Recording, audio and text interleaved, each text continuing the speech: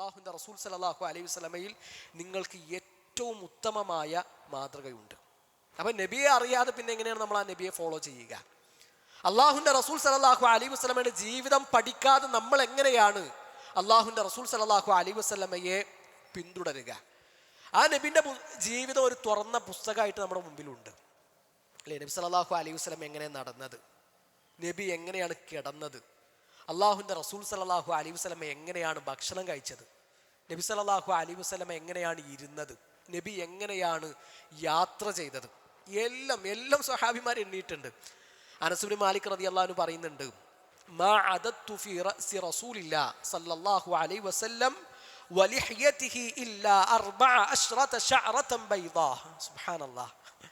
അള്ളാഹുവിൻ്റെ റസൂൽ സല്ലല്ലാഹു അലൈഹി വസല്ലമയുടെ താടിയിലും മുടിയിലും എത്ര രോമങ്ങൾ നരച്ചിട്ടുണ്ടെന്ന് വരെ സ്വഹാബിമാർ എണ്ണിയിട്ടുണ്ട്. നമ്മൾ ചിന്തിക്കണം, ഇതുപോലത്തെ ഏത് നേതാവാണ് ലോകത്തുള്ളത്? ഒരു മനുഷ്യൻ്റെ താടിയിലും മുടിയിലും എത്ര രോമങ്ങൾ നരച്ചിട്ടുണ്ട് എന്ന് വരെ അനുയായികൾ എണ്ണിയ വേറെ ഏത് നേതാവാണ് ചരിത്രത്തിലുള്ളത് എന്ന് നമ്മൾ ചിന്തിക്കുക. സല്ലല്ലാഹു അലൈഹി വസല്ലമക്ക് വേണ്ടി 10 വർഷം ഖിദ്മത്ത് ചെയ്ത അനസ് ഇബ്നു മാലിക് റളിയല്ലാഹു അൻഹു പറയാണ്, ഖദംതു ലി റസൂലില്ലാഹി സല്ലല്ലാഹു അലൈഹി വസല്ലം 10 സിനീൻ.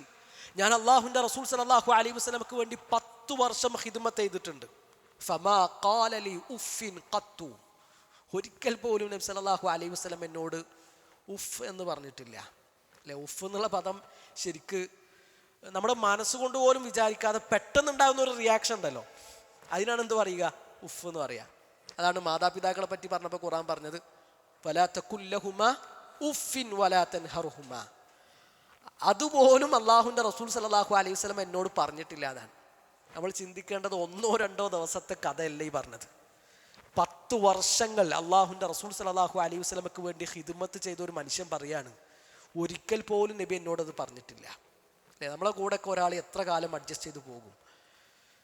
അപ്പോൾ ആ മനുഷ്യൻ ആരാണ് പ്രിയപ്പെട്ടവരെ? ആ റസൂലിനെ നമ്മൾ ശരിക്ക് അടുത്തറിയണ്ടേ? ചരിത്രത്തിൽ ഇതുപോലത്തെ ഒരാൾ വേറെ ജീവിച്ചിട്ടില്ല. 100% പെർഫെക്റ്റായ ഒരു ഭർത്താവിനെ പറ്റിയിട്ടാണ് നമ്മൾ സംസാരിക്കുന്നത്. എൻ്റെ ഭർത്താവിൻ്റെ സ്വഭാവം ഖുർആനാണ് എന്ന് നമ്മുടെ ഉമ്മ സാക്ഷി പറഞ്ഞ ഒരു ജീവിത പങ്കാളിയെ പറ്റിയിട്ടാണ് നമ്മൾ സംസാരിക്കുന്നത് അല്ലെ? നിങ്ങളൊരു അധ്യാപകനാണോ? നിങ്ങൾക്ക് ആ റസൂലിൽ മാതൃകയുണ്ട്. 23 വർഷങ്ങൾ കൊണ്ട് ലോകത്ത് ഏറ്റവും ഉത്തമമായ ഒരു തലമുറയെ വാർത്തെടുത്ത അധ്യാപകനെ നിങ്ങൾക്ക് അള്ളാഹുവിൻ്റെ റസൂൽ സല്ലല്ലാഹു അലൈഹി വസല്ലമയുടെ ജീവിതത്തിൽ കാണാൻ കഴിയും. നിങ്ങളൊരു രാഷ്ട്രം ഭരിക്കുന്ന ഭരണാധികാരിയാണോ? നിങ്ങൾക്ക് ആ റസൂലിൽ മാതൃകയുണ്ട്.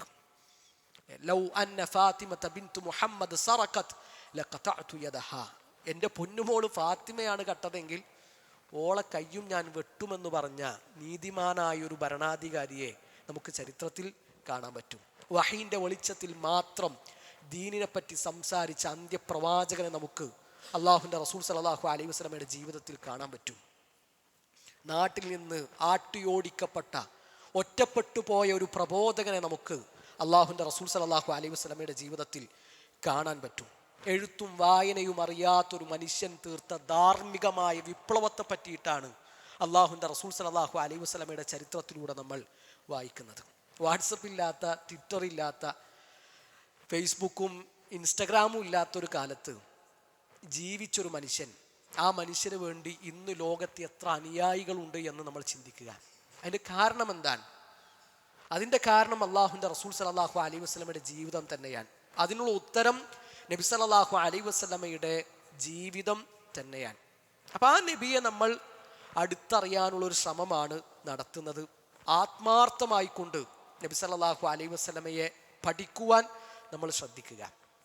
അപ്പം നിങ്ങൾ ആലോചിക്കുക, നബി സല്ലല്ലാഹു അലൈഹി വസല്ലമ ഏറ്റവും കൂടുതൽ ആളുകൾ പിന്തുടരപ്പെടുന്നു എന്നതുപോലെ തന്നെ ഏറ്റവും കൂടുതൽ വിമർശകർ ഉള്ള ഒരാളും അള്ളാഹുവിൻ്റെ റസൂൽ സല്ലല്ലാഹു അലൈഹി വസല്ലമയാണ്.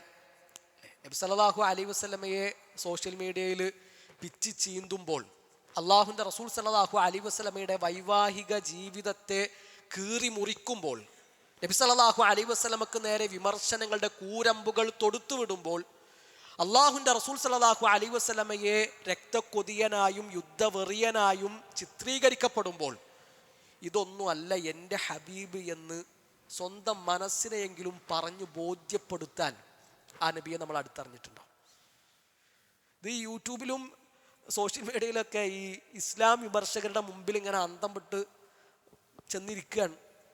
എന്നിട്ട് നബിയെ പറ്റി പറയുന്ന വിമർശനങ്ങളൊക്കെ അണ്ണാക്ക് തൊടാതെ വിഴുങ്ങിയിട്ട് എല്ലാം അംഗീകരിക്കുക. പക്ഷേ അള്ളാഹുവിൻ്റെ റസൂൽ സല്ലല്ലാഹു അലൈഹി വസല്ലം ആയിഷ ബീവിയെ കല്യാണം കഴിച്ചത് അത് തീരെ ശരിയായില്ല.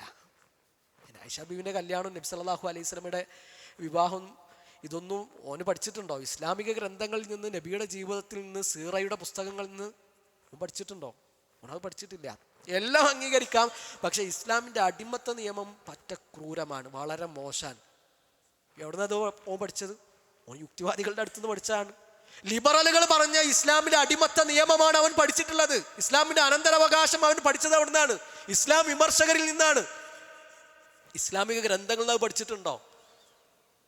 ഹദീസിൽ നിന്ന് അവൻ പഠിച്ചിട്ടുണ്ടോ? അള്ളാഹുവിൻ്റെ റസൂൽ സല്ലല്ലാഹു അലൈഹി വസല്ലമയുടെ ജീവിതത്തിൽ നിന്ന് പഠിച്ചിട്ടുണ്ടോ? ഇതൊന്നും പഠിച്ചിട്ടില്ല.